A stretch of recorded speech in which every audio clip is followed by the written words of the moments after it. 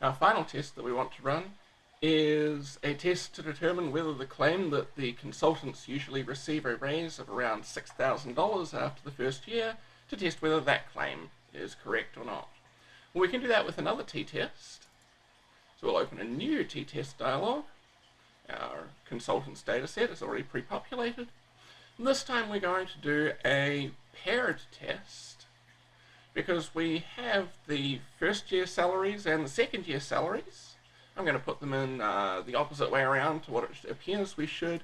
We're going to put in salary 2 as our group 1 variable, salary 1 as our group 2 variable, because what happens in the background for SAS Studio is it's going to subtract salary 1 from salary 2. It's going to subtract the group 2 variable from the group 1 variable. And so we'll end up with a positive test statistic now because everyone's getting a raise on average. Okay, we'll go into our options here.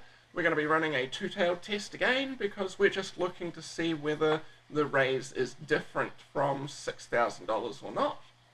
Let's get rid of those tests for normality since we're not going to look at those. And we'll hit run, though you may have noticed that I've done something wrong here. Try and figure out what's gone wrong as we see this output. Okay, so we're looking at our output. We've got our mean for salary 2 minus our mean for salary 1 on average is $5,556.30. That is the average raise that our consultants are earning is $5,556.30. We have a look down here at our t statistic. We've got a whopping huge t statistic of 54. Remember, t statistics bigger than about 2 or so are generally going to be significant. And so we've got a very, very tiny p-value here, a p-value less than 0.0001 or less than 1 in 10,000. So now if we'd done the right test here, we'd be saying, hey, we've got huge evidence that the average raise is not equal to $6,000, but wait, that's not what we tested. Back over here, our alternative hypothesis that we tested was that the difference between the means was different than 0. That is, what we've just demonstrated is that we've got significant evidence that the average raise is different from $0. But that's not what we were asked to test, was it? We were asked to test whether the average raise was equal to $6,000 or not. That is $6 or 6 in our data set because everything's in thousands of dollars. But the really nice thing about SAS Studio here is we can just go back and change that, hit run again, and everything's going to get updated with the correct test. So now we've still got that same mean, but because we're testing it against an average of 6,000, we've got a much smaller t-statistic. Here, we've got a t-statistic of minus 4.31, negative because we had our actual difference, our actual average raise of $5,556 being less than our hypothesized average raise of $6,000. But is it significant?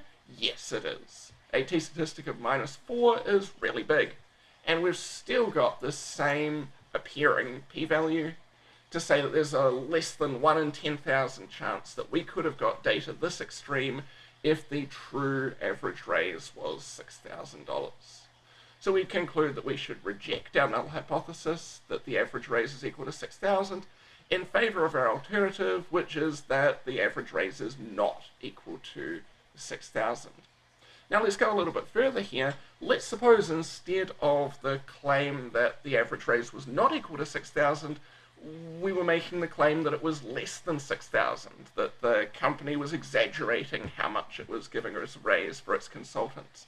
In that case, we'd be interested in a lower one-tailed test, because now the type of evidence that we would use to disprove this claim is that the difference in raises is smaller than 6. Okay, so let's hit run here, see what we would get. We're going to get the exact same t-statistic and the exact same looking p-value. What has happened though is that this p-value is actually half as big as it was before. By concentrating just on that lower side, we're going to actually have more evidence now that we have ended up with a significant result.